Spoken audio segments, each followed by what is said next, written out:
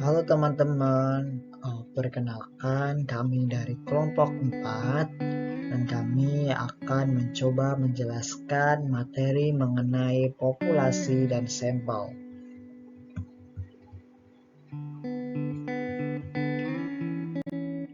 Kami dari kelompok 4, kelas 2D Universitas Singapura Bangsa Karawang, Prodi Manajemen 2020 yang beranggotakan Vera Yunita Aryani, Wahyu Santoso, Nita Yunitasari, dan Adam Fadlan.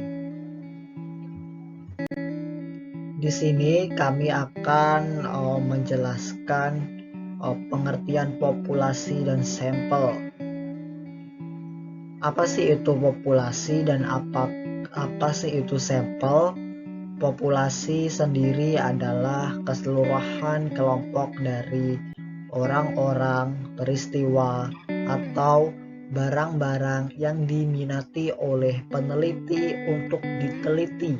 Dengan demikian, populasi merupakan seluruh kumpulan elemen yang dapat digunakan untuk membuat beberapa kesimpulan.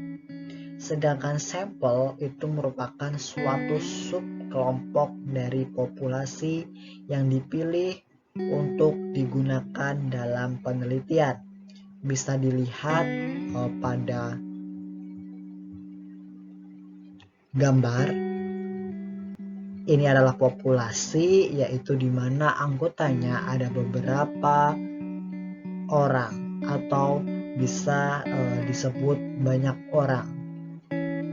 Sedangkan sampel di sini hanya ada 3 orang. Karena sesuai dengan pengertiannya, sampel merupakan subkelompok dari populasi yang dipilih. Jadi, populasi dan ini sampel. Sampel ini merupakan sumbernya dari populasi.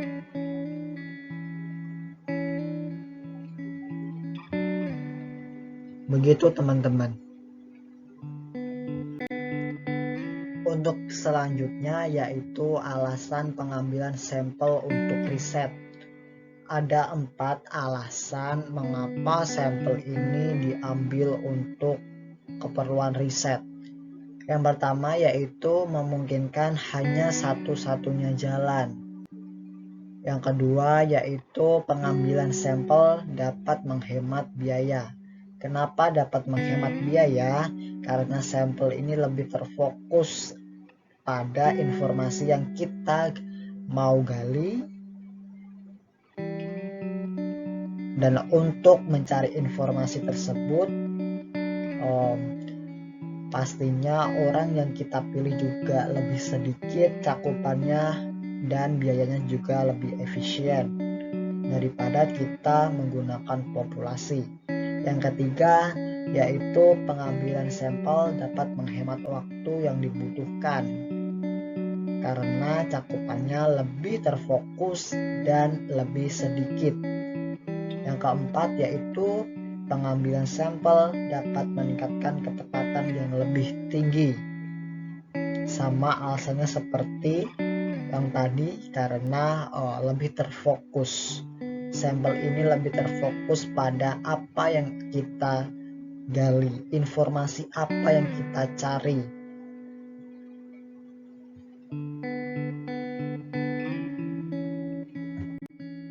Lanjut ke klasifikasi sampel. Jadi sampel itu dibagi menjadi 2, yaitu sampel probabilitas dan sampel non-probabilitas. Lalu apa sih itu pengambilan sampel probabilitas? Pada dasarnya, sampel probabilitas ini dilakukan secara random atau acak. Akan tetapi, dalam populasi, karena pada dasarnya sampel itu bagian dari populasi, populasi ini memiliki kesempatan yang sama untuk dipilih untuk dijadikan suatu sampel. Itu yang pengertian dari sampel probabilitas. Lalu bagaimana dengan sampel non probabilitas atau yang bisa kita sebut dengan non probability sampling? Jadi untuk non probability sampling atau sampel non probabilitas, penelitian dapat sesukanya atau secara acak, secara sadar. Perlu digarisbawahi, ini secara sadar memutuskan apakah elemen-elemen masuk ke dalam sampel.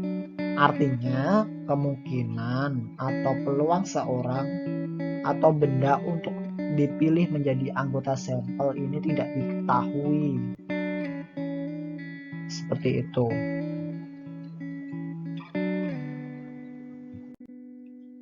Lanjut ke jenis sampel probabilitas. Pada dasarnya sampel probabilitas ini dibagi menjadi 4. Untuk yang pertama itu ada simple random sampling. Dalam simple random sampling, masing-masing elemen populasi mempunyai kemungkinan pemilihan yang sama. Selanjutnya, setiap kemungkinan sampel dari ukuran tertentu ini mempunyai kemungkinan yang sama untuk dipilih. Hal ini berarti setiap elemen dipilih dengan bebas dari setiap elemen lainnya. Sampel diperoleh dengan prosedur random dari kerangka sampling. Yang kedua itu adalah systematic sampling. Dalam systematic sampling, sampel dipilih dengan cara menyeleksi poin-poin random awal dan kemudian mengambil beberapa nomor tertentu untuk mendapatkan kerangka sampling. Interval sampling ditentukan dengan cara membagi ukuran populasi dengan ukuran sampel dan meletakkan di sekitar bilangan-bilangan bulat yang terdekat.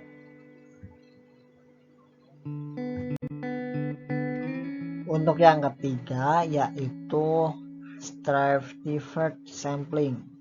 Stratified sampling atau sampel bertingkat merupakan suatu proses 2 langkah yang mana populasi dibagi dalam subpopulasi atau strata atau tingkatan. Artinya, penelitian harus mengetahui bahwa dalam populasi ada strata, kelas, lapisan, atau ras.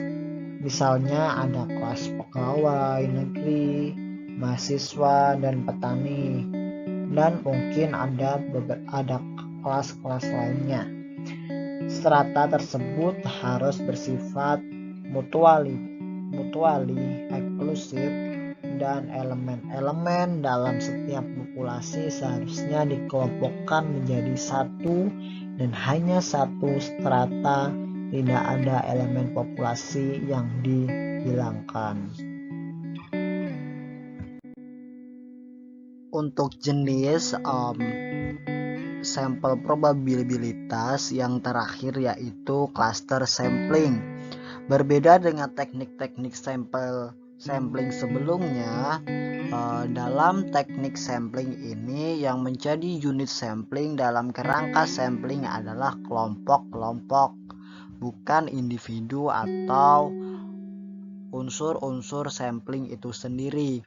Dalam cluster sampling, populasi target pertama dibagi ke dalam subkelompok atau klaster yang eksklusif.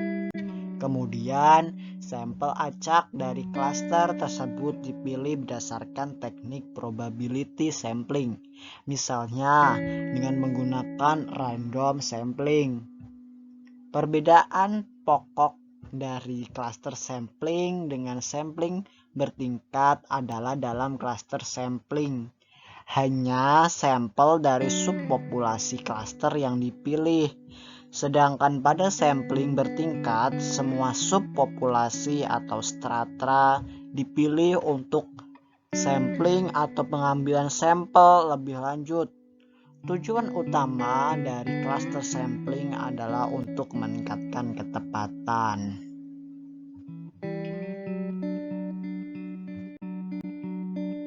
Jika tadi kita sudah mengenal jenis-jenis sampel probabilitas, maka kita sekarang akan mengenal jenis sampel non-probabilitas. Untuk yang pertama yaitu ada convenient sampling atau sampel secara kebetulan. Convenient sampling sering juga disebut sebagai accidental sampling technique.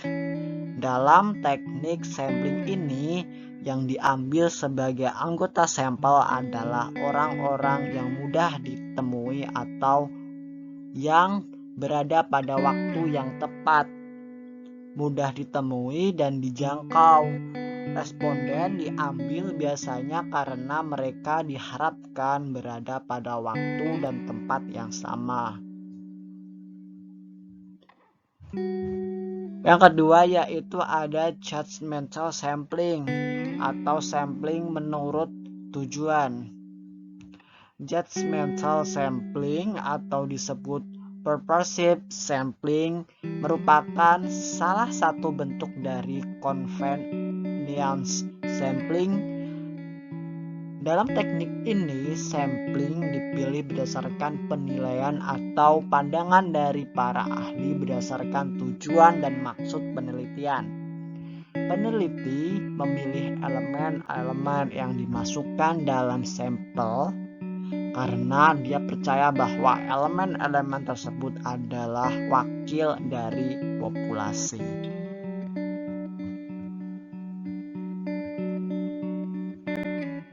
Lanjut ke jenis yang ketiga yaitu kuota sampling atau sampel berdasarkan jumlah. Kuota sampling mungkin kelihatannya seperti two-stage or staggered judgmental sampling. Tahap pertama terdiri dari pengembangan kategori kontrol atau kuota dari elemen-elemen populasi. Untuk mengembangkan dan membuat kuota ini, penelitian mendaftarkan karakteristik kontrol yang relevan dan menentukan distribusi dari karakteristik ini dalam populasi target. Yang terakhir yaitu ada snowball sampling atau sampel seperti bola salju. Dalam snowball sampling, pertama-tama kelompok responden dipilih secara random. Setelah diwawancarai, responden-responden ini disuruh untuk mengidentifikasi responden-responden lain yang merupakan bagian dari populasi target. Tujuan utama dari snowball sampling adalah untuk menafsirkan karakteristik yang jarang terjadi dalam populasi. Distribusi sampel dan selisih rata-rata proporsi. Distribusi sampel, selisih rata-rata dan proporsi adalah suatu proporsi dua atau lebih populasi. Maksud dari distribusi selisih adalah untuk membedakan karakteristik suatu populasi dengan populasi yang lain, apakah sama atau berbeda. Pada dasarnya, setiap sampel yang berukuran N yang diambil dari populasi merupakan variabel random dan cenderung mendekati normal. Oleh karena itu, distribusi dari selisih rata-rata dan proporsi pada dasarnya juga mengikuti pada distribusi normal. Distribusi selisih rata-rata dirumuskan dengan X bar, X1 dikurangi X2 sama dengan X bar 1 dikurangi X bar 2 sama dengan mu1 dikurangi mu2. Sedangkan distribusi selisih proporsi dirumuskan dengan P1 dikurangi P2 sama dengan P1 dikurangi P2 sama dengan P1 dikurangi P2. Kemudian contoh soal. Seorang investor pada saat ini memegang saham kelompok aneka industri yang terdiri atas industri mesin dan alat berat, otomotif, tekstil, dan garmen. Pengamatan selama 2 bulan terakhir menunjukkan bahwa 44% probabilitas harga saham kelompok ini meningkat. Investor lain ternyata memegang saham kelompok perdagangan dengan probabilitas harga saham meningkat sebesar 67%. Apabila investor memiliki 100 lot untuk saham aneka industri dan 200 lot untuk saham perdagangan, berapa probabilitas beda persentase harga saham kelompok perdagangan meningkat 10% lebih besar dibandingkan dengan kenaikan harga saham kelompok aneka industri? Jawab, perdagangan N1 sama dengan 200 dan P1 sama dengan 0,67. Aneka industri N2 sama dengan 100 dan P2 sama dengan 0,44. Beda proporsi atau selisih proporsi sama dengan P1 dikurangi P2. Hasilnya yaitu 0,1. Standar deviasi dari selisih proporsi adalah S P1 dikurangi P2 sama dengan akar dari P1 dikali 1 dikurangi P1 per N1 ditambah P2 dikali 1 dikurangi P2 per N2 sama dengan akar dari 0,67 dikali 1 dikurangi 0,67 per 200 ditambah 0,44 dikali 1 dikurangi 0,44 per 100 sama dengan 0,06. Sedangkan nilai Z diperoleh dengan Z sama dengan P1 dikurangi P2 dikurangi P1 dikurangi P2 per S P1 dikurangi P2 sama dengan 0,1 dikurangi 0,67 dikurangi 0,44 per 0,66. Hasilnya yaitu negatif 2,16. Jadi P1 dikurangi P2 lebih besar dari 0,1 sama dengan P, Z lebih besar dari negatif 2,16 sama dengan 0,5 ditambah 0,40803 sama dengan 0,9803. Jadi, probabilitas selisih harga saham meningkat lebih dari 10% adalah 93,03%. Hal ini menunjukkan bahwa terdapat perbedaan yang relatif besar antara kenaikan harga saham kelompok aneka industri dan perdagangan. Selanjutnya yaitu dalil batas tengah atau Central Limit Theorem. Dalil batas tengah yang merupakan salah satu dalil penting yang menyatakan bahwa untuk populasi dengan rata-rata mu dan varian sigma kuadrat, rata-rata hitung distribusi sampel dari seluruh kemungkinan kombinasi sampel berukuran N yang diperoleh dari populasi akan distribusi normal, di mana rata-rata hitung distribusi sampel dengan rata-rata hitung populasi X sama dengan mu dan varians distribusi sampel sama dengan sigma kuadrat per N. Dengan kata lain, untuk sampel berukuran besar dari populasi yang berasal dari distribusi apapun dapat didekati dengan distribusi probabilitas normal. Dengan demikian, apabila diketahui nilai rata-rata dan varian sampel, maka dapat dimudahkan untuk menarik kesimpulan tentang parameter populasi. Distribusi sampel rata-rata dan proporsi.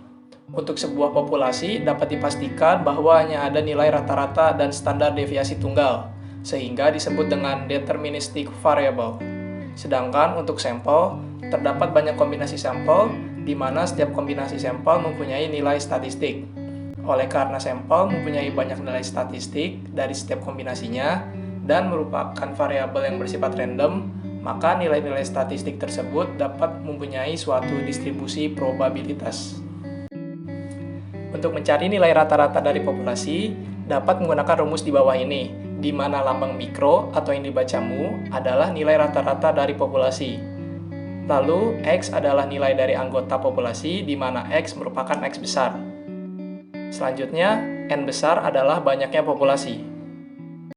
Jika sudah mengetahui nilai rata-rata populasi, maka yang selanjutnya dicari adalah nilai rata-rata sampel. Untuk mengetahui nilai rata-rata sampel, dibutuhkan 3 tahap pencarian. Yang pertama, kombinasi. Dengan rumus di bawah ini, di mana si NN adalah banyaknya kombinasi sampel, dan N besar adalah banyaknya populasi, dan N kecil adalah ukuran sampel. Yang kedua adalah nilai rata-rata sampel. Jika sudah mengetahui banyaknya kombinasi sampel, maka langkah selanjutnya adalah membuat tabel berisi kombinasi-kombinasi sampel dan nilai rata-rata dari masing-masing kombinasi sampel. Langkah yang terakhir adalah mencari nilai rata-rata dari rata-rata sampel. Jika di langkah sebelumnya kita mencari nilai rata-rata sampel, maka kini nilai tersebut dijumlahkan dan dicari nilai rata-ratanya. Dengan rumus di bawah ini, di mana X yang berada di ruas kiri adalah nilai rata-rata dari rata-rata sampel. Dan CNN adalah banyaknya kombinasi sampel, dan X yang berada di ruas kanan adalah nilai rata-rata sampel. Menggunakan distribusi sampel rata-rata. Dengan mengetahui nilai rata-rata sampel dan standar deviasi suatu sampel, serta dengan mentransformasikan pada persamaan Z, maka akan dengan mudah diketahui peluang suatu kejadian. Hal tersebut dapat dilakukan karena distribusi sampel rata-rata merupakan distribusi normal dengan rata-rata dan standar deviasi. Bentuk distribusi sampel rata-rata yang normal juga dapat dilihat dari grafik poligon sampel dan populasi yang bersifat normal. Dengan demikian, nilai Z dapat dirumuskan sebagai berikut. Z sama dengan nilai rata-rata sampel dikurangi nilai rata-rata populasi dibagi standar deviasi. Nah, di langkah sebelumnya kita kan sudah mengetahui nilai rata-rata populasi dan nilai rata-rata sampel. Selanjutnya yang kita lakukan adalah mencari nilai S. Untuk mencari nilai S, dapat menggunakan rumus di bawah ini, di mana lambang yang berada di atas ini adalah lambang standar deviasi populasi, dan rumus standar deviasi populasi adalah seperti ini. Jadi dicari dulu nilai dari standar deviasi populasi, lalu dimasukkan ke dalam rumus standar deviasi sampel untuk mengetahui nilai S.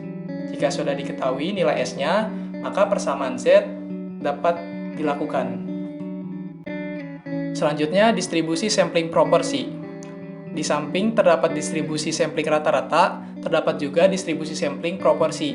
Kata proporsi menunjukkan persentase dari suatu bagian atau unsur terhadap total bagian atau unsur. Dalam kehidupan sehari-hari, kita sering mendengar hal-hal seperti jumlah karyawan, bagian produksi, 70% adalah pria.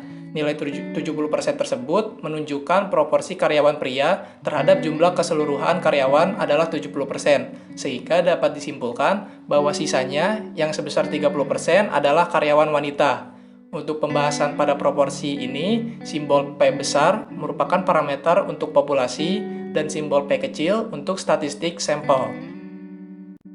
Untuk mencari nilai distribusi sampling proporsi dapat dilakukan dengan rumus di bawah ini, di mana lambang PP adalah distribusi sampling proporsi dan P kecil adalah proporsi setiap sampel. Menggunakan distribusi sampel proporsi, seperti halnya pada penggunaan distribusi sampel rata-rata, pada sampel proporsi juga bisa digunakan pendekatan distribusi normal. Hal ini didasarkan atas dipenuhinya syarat, yaitu bila N dikali P maupun N tanda kurung 1 dikurangi P lebih besar dari 5, maka akan mendekati normal. Oleh sebab itu, dengan mengetahui proporsi sampel dan populasi serta standar deviasi sampel, akan dapat diketahui nilai Z. Nilai Z untuk distribusi proporsi dapat dirumuskan sebagai berikut. Dalam pendekatan distribusi normal, nilai dari distribusi sampling proporsi atau yang dilambangkan dengan PP sebenarnya sama dengan nilai populasi, sehingga rumus Z dapat pula ditulis seperti ini. Untuk mencari nilai standar deviasi sampel pada distribusi sampel proporsi dapat menggunakan rumus di bawah ini. Selanjutnya adalah materi kesalahan penarikan sampel. Kesalahan penarikan sampel adalah perbedaan antara nilai statistik sampel dengan nilai parameter dari populasi. Statistika induktif berhubungan dengan usaha menarik kesimpulan tentang populasi berdasarkan analisis sampel dengan indikator dari sampel yaitu statistik diharapkan sama dengan indikator populasi yaitu parameter. Usaha-usaha mendekatkan nilai statistik dengan parameter dilakukan dengan memperoleh sampel yang tepat dan mewakili anggota populasi. Beberapa metode yang digunakan mulai dari acak sederhana, terstruktur, klaster, sistematis, dan perkusif untuk mendapatkan nilai statistik yang mendekati parameter. Tetapi karena jumlah sampel hanyalah sebagian dari populasi, tidak dapat dihindari bahwa nilai rata-rata hitung maupun standar deviasi sampel tidak akan sama persis dengan nilai rata-rata hitung dan standar deviasi dari populasi. Nah, selanjutnya di sini ada contohnya.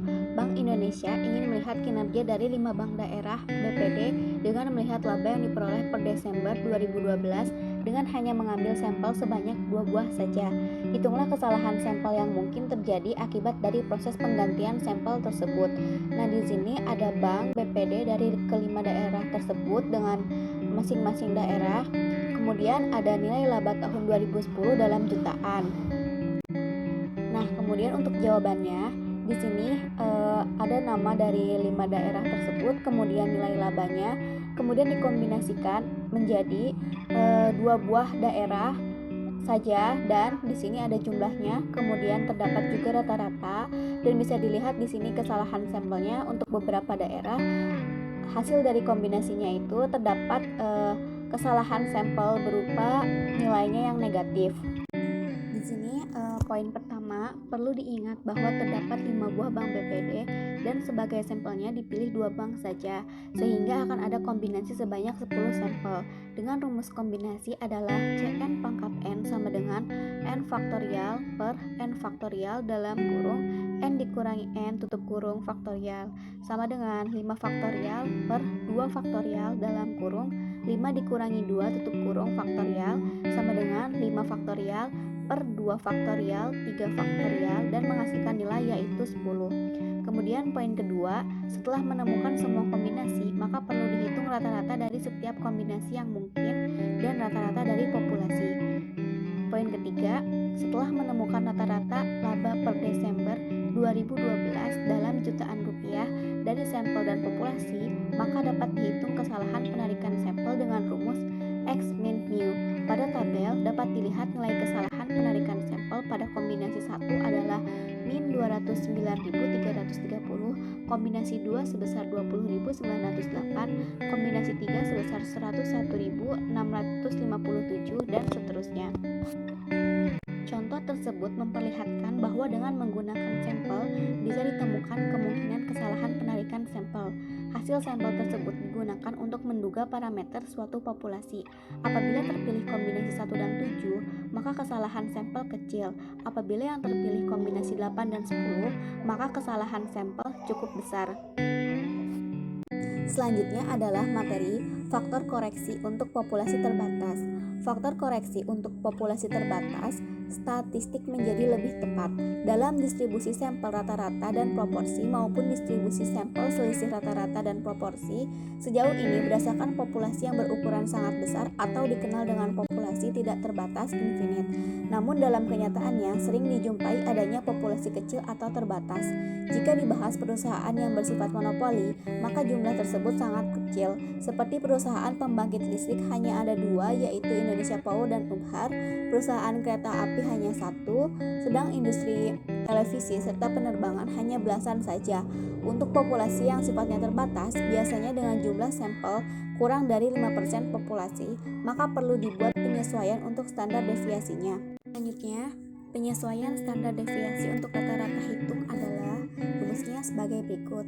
Sx sama dengan sigma per akar N kapital dikurang N per N kapital dikurang 1 dengan keterangan yaitu sebagai berikut. Sx itu sama dengan standar error atau kesalahan standar dari rata-rata hitung sampel. Sigma yaitu standar deviasi populasi, N kecil adalah jumlah atau ukuran sampel, dan untuk N kapital adalah jumlah populasi. Untuk penyesuaian standar deviasi untuk proporsi adalah rumusnya sebagai berikut. SP sama dengan akar P dalam kurung 1 dikurang P kurung tutup per N akar N kapital dikurang N per N kapital dikurang 1 dengan keterangan yaitu sebagai berikut. SP yaitu standar error atau kesalahan dari proporsi, P kapital yaitu proporsi populasi yang diduga, untuk P kecil yaitu proporsi sampel, dan untuk N kapital dan N kecilnya sama seperti sebelumnya. Proses penyesuaian ini menggunakan logika apabila sampel adalah presentase dari suatu populasi, maka diharapkan pendugaan pun baik nilai rata-rata maupun standar deviasi menjadi lebih tepat daripada yang diperoleh dengan sampel yang lebih kecil. Dengan menggunakan penyesuaian atau faktor koreksi, maka akan menghasilkan nilai yang lebih kecil dalam menduga rata-rata hitung dan standar deviasi populasi. Berikut adalah besarnya faktor koreksi berdasarkan ukuran sampel. Untuk sampel yang besarnya kurang dari 5% populasi, nilainya dapat diabaikan.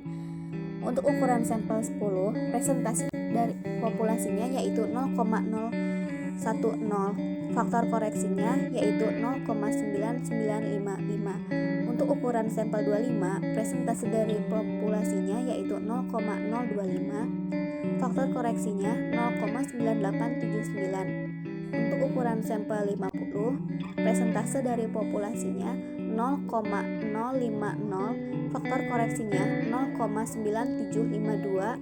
Untuk ukuran sampel 100, presentase dari populasinya 0,100. Faktor koreksinya 0,9492. Untuk ukuran sampel 200, presentase dari populasinya 0,200. Faktor koreksinya 0,8949. Untuk ukuran sampel 500, presentase dari populasinya 0,500. Faktor koreksinya yaitu 0,7075.